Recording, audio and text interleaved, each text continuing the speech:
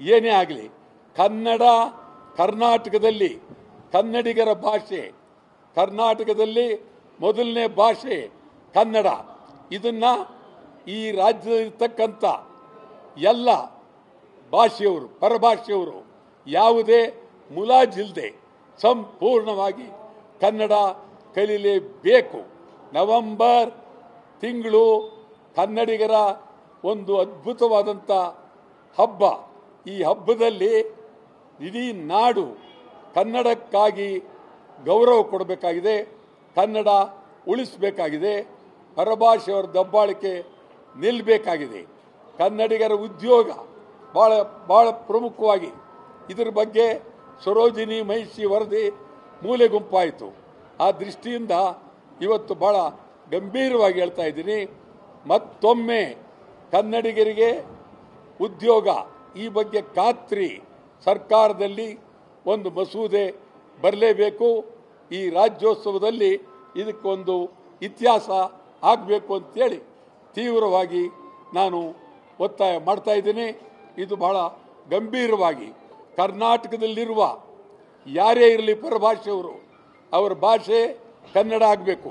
ಯಾರೇ ಪರಭಾಷೆಯವರಿರಲಿ ಅವರ ಮಾತೃಭಾಷೆ ಕನ್ನಡ. ಈ ರಾಜ್ಯದಲ್ಲಿದ್ದ ಮೇಲೆ ಈ ರಾಜ್ಯ ಭಾಷೆ ಕಲಿಬೇಕಾದ್ದು ಅವರ ಕನ್ನಡ. ಆ ದೃಷ್ಟಿಯಿಂದ 1ನೇ ತಾರೀಕು ನಾನು ಅತ್ಯಂತ ಗೌರವವಾಗಿ ರಾಜ್ಯದ ಸಮಗ್ರ ಜನತೆಗೆ ಕಳಕಳಿಯಿಂದ ಮನವಿ ಮಾಡ್ತೀನಿ. ಕನ್ನಡ ನಿಮ್ಮ ಭಾಷೆ ಆಗಬೇಕು. ನೀವು ಎಲ್ಲೇ ಬಂದಿರಲಿ, ಯಾರೇ ಬಂದಿರಲಿ, ಕನ್ನಡ ನಿಮ್ಮ ಭಾಷೆ ಆಗಬೇಕು.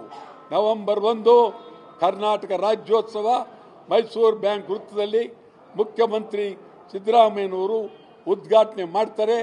ಇದು 62 ವರ್ಷ ನಡೆದಿರ್ತಕ್ಕಂಥ ರಾಜ್ಯೋತ್ಸವ. ಇಡೀ ನಾಡಿಗೆ ಶುಭವಾಗಲಿ, ಒಳ್ಳೆಯದಾಗಲಿ.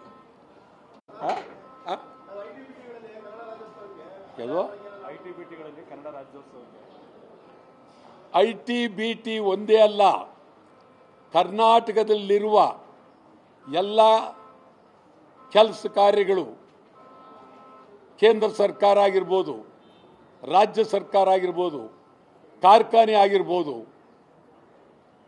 ಕಾರ್ಯಾಲಯ ಆಗಿರ್ಬೋದು, ಸಂಪೂರ್ಣ ರಜಾ ಕೊಡಬೇಕು.